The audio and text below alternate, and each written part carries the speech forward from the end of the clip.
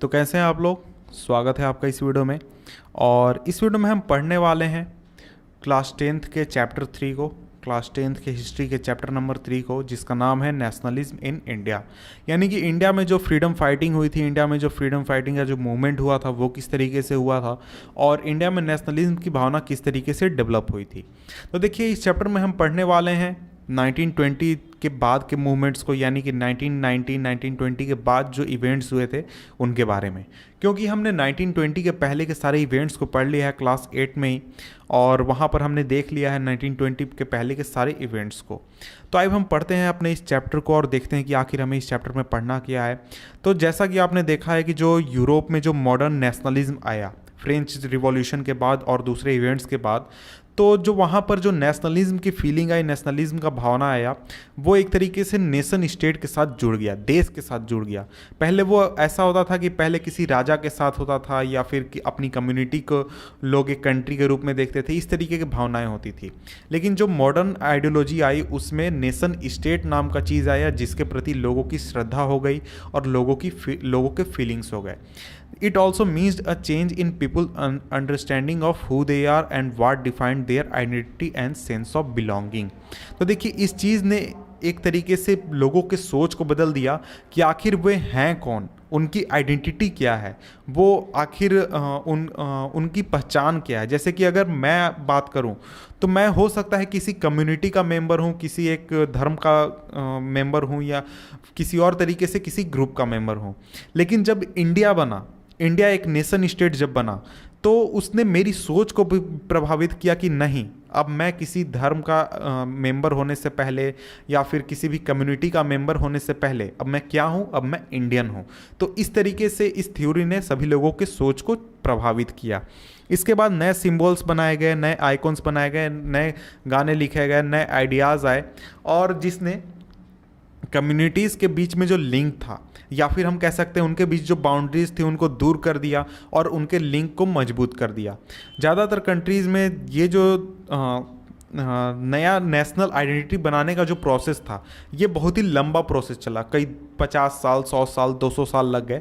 तो आखिर ये जो कंसेंसस था इंडिया में कैसे बना, इंडिया में ये पूरी बात कैसे आई और इंडिया में किस तरीके से ये चीज़ें फैली, इस चीज़ को हम इस चैप्टर में पढ़ने वाले हैं। In India, as in Vietnam, many other countries, the growth of modern nationalism is immediately connected to the anti-colonial movement। तो देखिए, इंडिया में वियतनाम के जैसे ही या फिर दूसरे जो कॉलोनीज थे उनके जैसे ही जो नेशनलिज्म की बात आई थी, नेशनलिज्म की फीलिंग आई थी, ये सभी पूरी तरीके से जुड़ा हुआ था एंटी कॉलोनियल मूवमेंट से।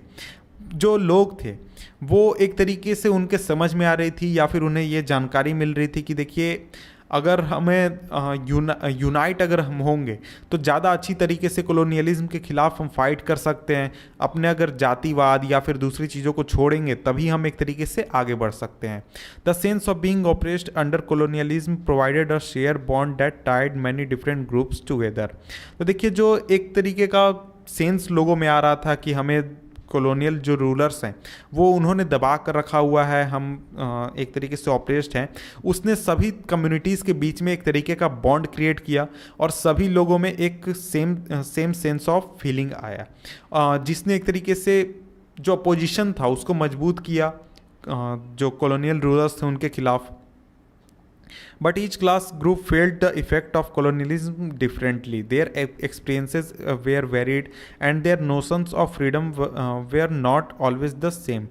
The Congress under Mahatma Gandhi tried to forget these groups, force these groups together within the one movement, but the unity did not emerge without conflict। तो देखिए, ये जो क्लासेस थे इंडियन सोसाइटी में और जो groups थे उनके ऊपर कॉलोनियलिज्म का जो इफ़ेक्ट था वो अलग अलग तरीके से महसूस किया जा रहा था। कुछ जो ग्रुप्स थे उनको उतना ज़्यादा एक तरीके से वो प्रभावित नहीं थे, लेकिन कुछ क्लास जो थे वो काफ़ी ज़्यादा प्रभावित थे, और इसी चीज़ की वजह से उनके बीच अंदर काफ़ी ज़्यादा क्लैशेस भी हो रहे थे और हो भी सकते थे। तो जो कांग्रेस थी, जो कांग्रेस पार्टी थी, उसने महात्मा गांधी के साथ मिलकर महात्मा गांधी के लीडरशिप में एक तरीके का मूवमेंट तैयार किया, जिसमें कि जो ग्रुप्स थे उनको एक साथ लाने की कोशिश की गई। In an earlier textbook, you have read about growth of nationalism in India up to the first decade of the 19th century. तो ये पहले ही लिखा हुआ है कि पहले की चीज़ें आपने पढ़ ली हैं। और यहाँ पर देखिए हम पढ़ेंगे क्या 1920 के बाद के इवेंट्स को, non corporation movement, civil disobedience movement, इस तरीके के मूवमेंट्स को हम आगे पढ़ने वाले हैं। तो आइए हम आगे बढ़ते हैं और पढ़ते हैं इन चीज़ों को। तो देखिए यहाँ पर हमारा पहला टॉपिक है। पहला टॉपिक क्या है?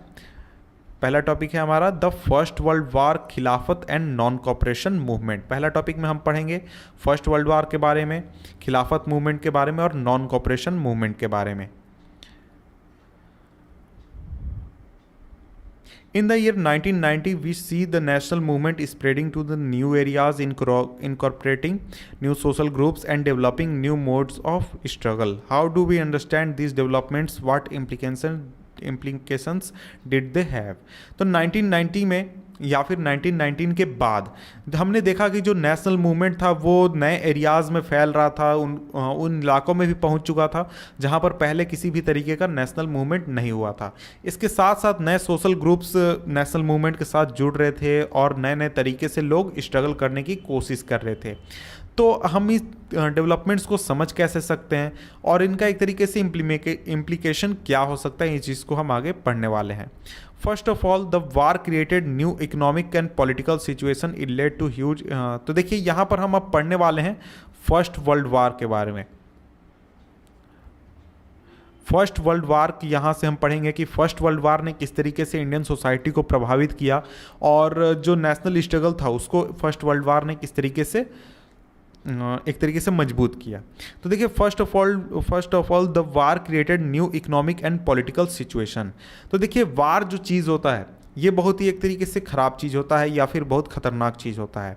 जब वार हुआ फर्स्ट वर्ल्ड वार तो उसमें बहुत ज़्यादा पैसों की ज़रूरत थी, बहुत ज़्यादा संख्या में मैन पावर की ज़रूरत थी, बहुत ज़्यादा संख्या में दूसरे चीज़ों की ज़रूरत थी। तो इस वजह से एक नया इकोनॉमिक और पॉलिटिकल सिचुएशन खड़ा हो गया इंडिया में भी, क्योंकि इंडिया ब्रिटिश रूलर्स के कंट्रोल में था। और it led to huge increase in defence expenditure which was financed by war loans and increasing taxes. Custom duties were raised and income tax introduced through the war years. Price increased, doubling between 1913 and 1918, leading to extreme hardship for the common people. तो देखिए जो वार शुरुआत हुई first world war, तो इसकी वजह से एक नया इकोनॉमिक और पॉलिटिकल सिचुएशन क्रिएट हुआ जिसने एक तरीके से डिफेंस एक्सपेंडिचर को बहुत ही ज़्यादा बढ़ा दिया। और इस डिफेंस एक्सपेंडिचर को यानी कि वार पर खर्च होने वाले पैसे को फाइनेंस करने के लिए वार लोन्स लिए गए, इसके बाद टैक्सेस बढ़ाए गए, कस्टम ड्यूटीज़ लगाए गए या फिर उन्हें बढ़ा दिए गए, इसके बाद इनकम टैक्स को इंट्रोड्यूस किया गया। और इसके बाद वार के जो साल थे यानी 1913-14 के बाद जो प्राइस थे प्रोडक्ट्स के वो भी काफ़ी ज़्यादा बढ़ गए, यहाँ तक कि प्राइस 1913 में जितना प्राइस था उसका डबल प्राइस हो चुका था 1918 में। तो इस वजह से जो लोग थे, कॉमन पीपल थे, उनके लिए अपना जीवन बसर करना, अपना रोजी रोटी चलाना एक तरीके से बहुत ही ज़्यादा मुश्किल हो चुका था। और इसके बाद विलेजेस जितने भी थे उनसे ये कहा गया कि वो सोल्जर्स को सप्लाई करें और इसके बाद फोर्स्ड रिक्रूटमेंट की जाने लगी, रूरल एरियाज़ में सैनिकों की भर्ती की जाने लगी ज़बरदस्ती, जिसने एक तरीके का वाइड स्प्रेड एंगर क्रिएट किया लोगों के बीच में। और इसके बाद 1918, 1919 में और 1920-21 में जो क्रॉप्स थे उनके वो एक तरीके से फसल ख़राब हो गई और इस वजह से लोग काफ़ी गुस्सा में थे और काफ़ी ज़्यादा परेशान भी थे। और इसके साथ साथ बहुत ही बड़ी मात्रा में फूड की शॉर्टेज भी हो गई। This was accompanied by an influenza epidemic. इसके साथ ही एक इन्फ्लुएंजा भी फैल गया जिसके वजह से 1921 के सेंसस में ऐसा पता चलता है कि करीब 12 से 13 मिलियन यानी 1 करोड़ 20 लाख से लेकर 1 करोड़ 30 लाख तक करीब लोग मारे गए थे, या तो फैमिन की वजह से या फिर एपिडेमिक की वजह से। People hope that their hardship would end after the war was over, but that did not happen. At this stage a new leader appeared and suggested a new mode of struggle. तो देखिए लोगों ने ये सोच कर रखा हुआ था कि अभी चलो वार हो रहा है इस वजह से हमारे जो चीज़ों के प्राइस है वो ज़्यादा हैं, या फिर वार हो रहा है इस वजह से जो सैनिक है उनकी भर्ती की जा रही है, लेकिन ये चीज़ इतनी आसानी से ख़त्म हुई नहीं हुई बाद में भी। तो इसके बाद एक नए लीडर आए जिनका नाम है महात्मा गांधी, जिनके बारे में अब हम कुछ पढ़ने वाले हैं। तो अब हम पढ़ते हैं topic number 1.1, the idea of Satyagraha. Mahatma Gandhi returned to India in January 1915. As you know, he had come from South Africa where he successfully fought. तो देखिए जो महात्मा गांधी थे वो इंडिया वापस आए थे जनवरी 1915 में, और जैसा कि आप जानते हैं कि इंडिया आने से पहले वो साउथ अफ्रीका में थे, जहाँ पर उन्होंने सक्सेसफुली फाइट किया था एक रेसिस्ट रेजिम को, जो कि वाइट लोगों की रेजिम थी, एक बहुत ही अच्छे तरीके से, जिसमें कि ज़्यादा से ज़्यादा मास लोगों को इंक्लूड किया गया था और मास लोग विरोध एक तरीके से कर रहे थे। तो इस पूरे प्रोसेस को कहा गया था satyagraha. The idea of satyagraha emphasise the power of truth and the need to search the truth. तो देखिए जो सत्याग्रह का आइडिया था वो मेनली बेस्ड था कि सच्चाई को खोजना और सच्चाई को फॉलो करना, इस तरीके के आइडियोलॉजी पर। It suggested that if the cause was true, if the struggle was against injustice, then physical force was not necessary to fight the oppressor without seeking vengeance or being aggressive, a satyagrahi could win the battle through non violence. तो देखिए उनका मानना था कि अगर हम सच्चाई के साथ हैं और हम इनजस्टिस के खिलाफ लड़ रहे हैं तो हमें किसी भी तरीके का फिजिकल फोर्स यूज़ करने का ज़रूरत नहीं है, और हमें किसी भी तरीके का फाइट करने का ज़रूरत नहीं है ऑपरेसर के साथ जो हमारे ऊपर दमन कर रहा है। हम किसी के ऊपर एग्रेसिव हुए बिना हम जीत सकते हैं, एक सत्याग्रही जीत सकता है पूरे बैटल को कि नॉन वायलेंस की मदद से। This could be done by appealing to the conscience of the oppressor. People, including the oppressor, had to be persuaded to see the truth instead of being forced to accept truth through the use of violence। तो देखिए ऐसा आप आसानी से कर सकते हैं किसी भी व्यक्ति के कंसाइंस को एक तरीके से अपील करके, यानी कि उसके जगा कर, चाहे वो ऑपरेसर हो या फिर कोई और हो, और उसे हम परसुएड कर सकते हैं ताकि वो सच्चाई को देख सके, या फिर हम इसके मुकाबले कि हम उसे मजबूर करें कोई भी ऐसा ट्रूथ जिसे कि हम वायलेंस की मदद से हमने फोर्स किया है। By this struggle truth was bound to ultimately triumph. Mahatma Gandhi believe that this dharma of non violence could unite all Indian. तो देखिए उनका मानना था, यानी महात्मा गांधी का मानना था कि ये जो सिस्टम है, ये जो बात है, ये सभी इंडियंस को एक तरीके से यूनाइट कर सकती है। इंडिया में आने के बाद महात्मा गांधी ने बहुत सारे सत्याग्रह मूवमेंट्स को ऑर्गेनाइज किया बहुत अलग अलग जगहों पर। 1960 में उन्होंने चंपारण का दौरा किया, चंपारण बिहार में, जहाँ पर उन्होंने पेजेंट्स को इंस्पायर किया स्ट्रगल करने के लिए ऑपरेसिव प्लांटेशन सिस्टम के खिलाफ। इसके बाद 1917 में उन्होंने ऑर्गेनाइज किया सत्याग्रह को जो खेड़ा डिस्ट्रिक्ट में जो पेजेंट्स थे उनके सपोर्ट में, और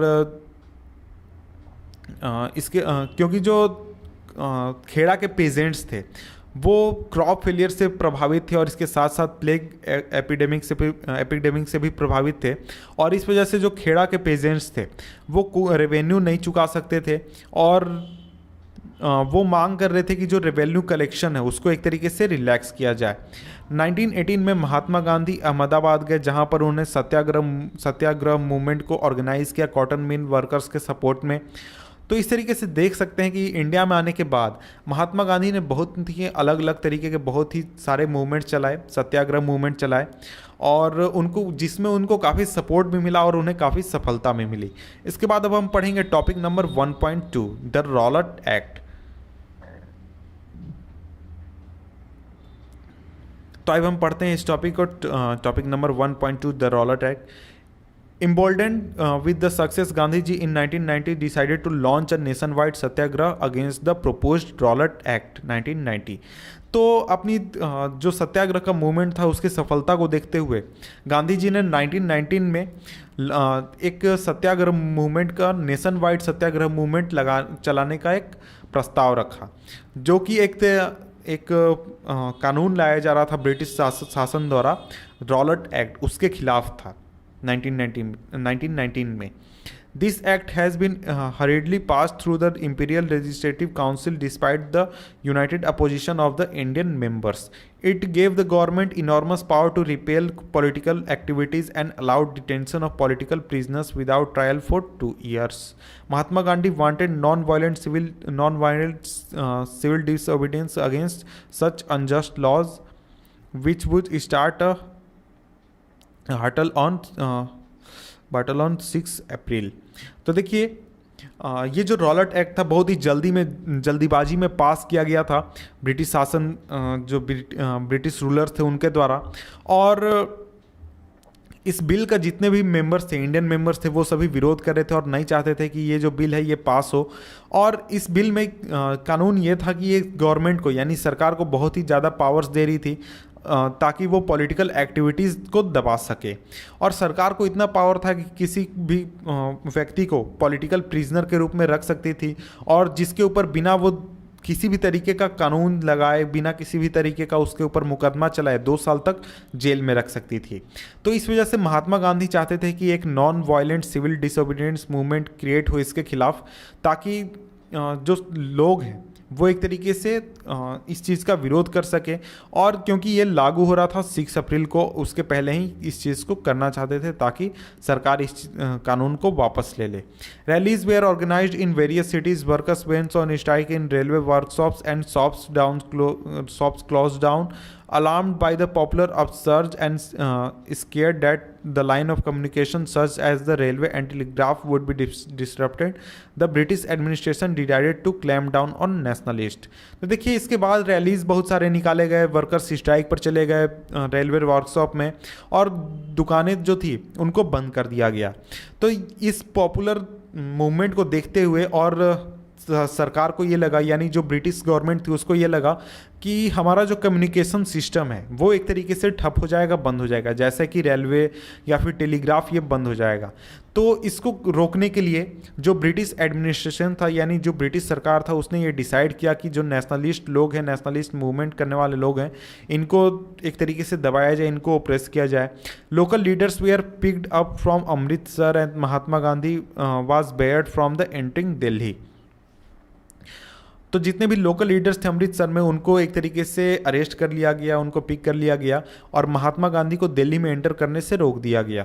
on 10 April the police in Amritsar fired upon a peaceful procession provoking wide spread attacks on banks, post office and railway stations. तो देखिए 10 अप्रैल को 1919 में अमृतसर में पुलिस ने पीसफुल प्रोसेशन हो रहा था उसके ऊपर गोली चला दी, और जिसके बाद बहुत सारे लोग गुस्से में आकर उन्होंने बैंक्स पर अटैक्स करना शुरू कर दिया, पोस्ट ऑफिस में अटैक्स करना शुरू कर दिए, रेलवेज में स्टेशन पर अटैक करना शुरू कर दिया। तो इसके बाद सरकार ने वहाँ पर मार्शल लॉ लगा दिया और इसके बाद जो जनरल डायर था उसको कमांड एक तरीके से मिल गया। 13 अप्रैल को यानी 13 अप्रैल 1919 को जो एक इनफेमस जालियांवाला बाग इंसिडेंट है, कुख्यात इंसिडेंट है, वो हुआ था जिसमें कि बहुत सारे विलेजर्स आए हुए थे अमृतसर के आसपास के इलाकों में और जालियांवाला बाग में। तो ये जो रीज़न था ये शहर से काफ़ी दूर था, शहर से बाहर था, तो इस वजह से लोगों को ये पता नहीं था कि मार्शल लॉ लगा हुआ है इलाके में। और इसके बाद जो जनरल डायर था वो इस इलाके में आया, उसने सारे एग्जिट पॉइंट्स को क्लोज कर दिए जालियांवाला बाग के, और लोगों के ऊपर गोलियां चलाना शुरू कर दी। इसके बाद सैकड़ों की संख्या में लोगों की मौत हो गई। और बाद में उसने ऐसा कहा कि लोगों के ऊपर वो मानसिक दबाव बनाना चाहता था, मानसिक डर बनाना चाहता था सत्याग्रही लोगों के बीच में, ताकि वो भविष्य में किसी भी तरीके का इस तरीके का मूवमेंट करने की ना सोचे या फिर मूवमेंट करने के लिए आगे ना आए। तो ऐसा उसका कहना था, उसने बाद में जब सामने आकर बात की इसके बारे में। तो as the news of Jallianwala Bagh spread, crowds took to the street in many North Indian towns. There were strikes and clashes with the police and attacks on government buildings. The government responded with brutal repression, seeking to humiliate and terrorize people. Yet, satyagrahis were forced to rub their noses on the ground, crawl on the street, and do salam salute to all sahibs. People were flogged and villages around Gurjanwala in Punjab, now in Pakistan, were bombed. Seeing violence spread, Mahatma Gandhi call of the movement. तो देखिए जो ये जो Jallianwala Bagh incident था, इसके बारे में जानकारी जैसे जैसे लोगों के बीच में फैलती गई, तो इसके बाद बहुत बड़ी संख्या में लोग सड़कों पर आ गए. नॉर्दर्न इंडिया में बहुत सारे स्ट्राइक होने लगे, पुलिस के साथ क्लैशेज होने लगे, अटैक्स होने लगे गवर्नमेंट बिल्डिंग्स पर. और इसके बाद सरकार ने बहुत ही ब्रूटल तरीके से, एक तरीके से लोगों को दबाना शुरू किया, लोगों को दबाया और उनको इतना ज़्यादा ह्यूमिलेट किया जाने लगा और टेरराइज़ किया जाने लगा, जितने कि जैसे कि जो सत्याग्रही थे, यानी जो मूवमेंट में शामिल लोग थे, उनको ज़मीन पर नाक रगड़ने के लिए फोर्स किया जाता था, उनको ज़मीन पर क्रॉल करने के लिए मजबूर किया जाता था. और जितने भी साहब लोग थे, यानी जो ऑफिसर्स थे, उनको सैल्यूट करने के लिए कहा जाता था. इसके अलावा उन्हें काफ़ी एक तरीके से पीटा भी जाता था. और इसके बाद कई गांवों पर यहाँ तक कि बम तक गिराए गए थे, जैसे कि गुर्जरवाला पंजाब में, उसके आसपास के इलाकों में बम तक गिराए गए थे. तो वायलेंस को देखते हुए महात्मा गांधी ने फैसला लिया कि अब हमें ये जो मूवमेंट है इसे वापस ले लेना चाहिए. क्यों? क्योंकि वो वायलेंस के एक तरीके के पूरे खिलाफ थे. While the Rowlatt Satyagraha had been wide spread movement, it was still limited mostly to the cities and towns. Mahatma Gandhi now felt the need to launch a more broad-based movement in India, but he was certain that no such movement could be organized without bringing the Hindus and Muslims to closer together. One way of doing this, he felt, was to take up the Khilafat issue first. The First World War has ended with the defeat of Ottoman Turkey. तो देखिए जो Rowlatt सत्याग्रह movement था वो बहुत ही wide spread movement था, लेकिन वो अभी तक सिर्फ फेमस था कहाँ पर? छोटे छोटे शहरों में या फिर बड़े सिटीज़ में. तो महात्मा गांधी चाहते थे कि हमें ऐसा मूवमेंट करना होगा जिसमें कि हमें सभी गांवों से भी सपोर्ट मिले और पूरे इंडिया में ब्रॉड बेस्ड रीजन पर हमें सपोर्ट मिले. लेकिन वो सर्टेन थे कि हम कोई भी ऐसे मूवमेंट को सफलता नहीं मिल सकती है जब तक हम हिंदूज़ और मुस्लिम जो हैं उनको एक साथ जब तक नहीं लाते. तो उन्हें एक इसका रास्ता दिखा कि हम खिलाफत इशू उठा सकते हैं, क्योंकि फर्स्ट वर्ल्ड वार के बाद ऑटोमन टर्की जो है वो हार गया था. और वहाँ पर और ऐसे रूमर्स चल रहे थे उस समय में कि जो इस्लामिक हेड है ऑटोमन एम्परर खलीफा, उसके ऊपर एक तरीके का हार्श पीस ट्रीटी फोर्स किया जा रहा है उसको मानने के लिए. और खलीफा आप जानते ही हो कि वो एक स्पिरिचुअल हेड होता था इस्लामिक वर्ल्ड में पहले. तो खलीफा के टेम्परल पावर को बचाने के लिए एक खिलाफत कमेटी बनाई गई थी बॉम्बे में 1919 में. और मुस्लिम लीडर्स के यंग जनरेशन ने उसमें पार्टिसिपेट किया था, जैसे कि मोहम्मद अली और शौकत अली. और उन्होंने महात्मा गांधी के साथ डिस्कशन इसके बारे में शुरुआत की कि किस तरीके से हम यूनाइटेड मास एक्शन इस ऊपर कर सकते हैं. तो Gandhi ji saw this an opportunity to bring Muslims under the umbrella of unified national movement. तो इसके बाद गांधी जी ने एक अपॉर्चुनिटी देखा कि जिसमें कि हम जो मुस्लिम्स हैं उनको यूनिफाइड नेशनल मूवमेंट के अंदर भी ला सकते हैं. At the Calcutta session of the Congress in September 1920, he conceived other leaders of the need to start a non-cooperation movement in support of खिलाफत as well as for Swaraj. Calcutta session में जो कि सितंबर 1920 में हुआ था, उन्होंने कन्विंस किया दूसरे लीडर्स को भी कि हमें नॉन कॉपरेशन मूवमेंट करना होगा खिलाफत के सपोर्ट में और स्वराज के लिए भी. तभी हम एक तरीके से सभी लोगों को एक साथ ला सकते हैं और एक तरीके से अच्छा मूवमेंट चला सकते हैं. तो इसके बाद अब हम पढ़ेंगे नेक्स्ट टॉपिक है हमारा topic number 1.3, why non corporation. तो आखिर असहयोग आंदोलन क्यों, नॉन कॉपरेशन मूवमेंट क्यों? अपने फेमस बुक हिंद स्वराज 1909 में जो उन्होंने लिखा था, महात्मा गांधी ने डिक्लेयर किया था कि जो ब्रिटिश रूल इस्टेब्लिश हुआ है इंडिया में, वो इस्टेब्लिश सिर्फ इसलिए पॉसिबल हो पाया क्योंकि इंडियन ने उसमें सहयोग किया था. और वो अभी तक सर्वाइव इसी वजह से कर रहा था क्योंकि इंडियंस का उसमें एक तरीके से कॉरपोरेशन था, उसमें सहयोग इंडियंस द्वारा किया जा रहा था. अगर इंडियंस जो हैं वो ब्रिटिश को कॉपरेट करने से रिफ्यूज़ कर दें तो ब्रिटिश रूल जो है इंडिया में वो बहुत ही आसानी से कोलैप्स कर जाएगा और स्वराज जो है वो खुद ब खुद आ जाएगा. और उसके लिए हमें किसी भी तरीके के वायलेंस का यूज नहीं करना पड़ेगा.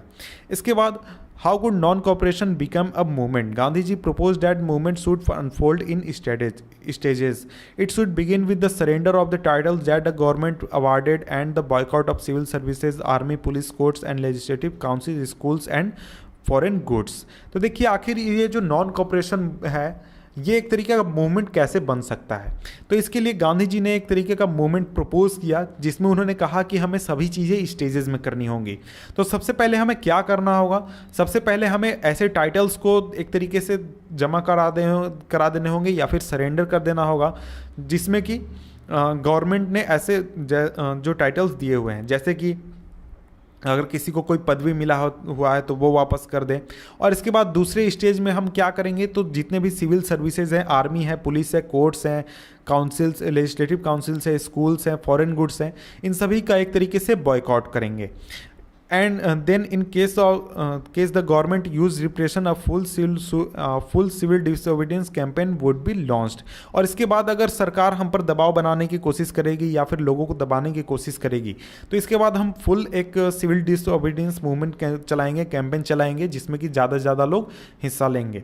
Through the summer of 1920 Mahatma Gandhi and Shaukat Ali toured extensively mobilising popular support for the movement. और 1920 के गर्मियों में महात्मा गांधी और शौकत अली पूरे देश में घूमने लगे ताकि इस पूरे मूवमेंट के लिए ज़्यादा से ज़्यादा लोगों का सपोर्ट जुटा सके।